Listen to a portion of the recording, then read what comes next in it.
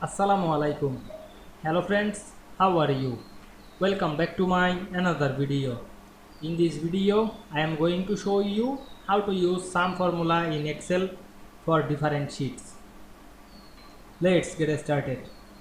At first, you have to open your Excel workbook. Now we can see here many data. Now we want to make the sum formula to this sheet. Now I am select the data. Click and drag on our mouse. Then go to the home menu.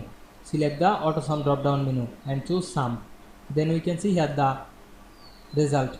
Now we make the sum formula to this sheet. Now we go to another sheet and make the sum formula to this sheet. Select the data and again click the sum option.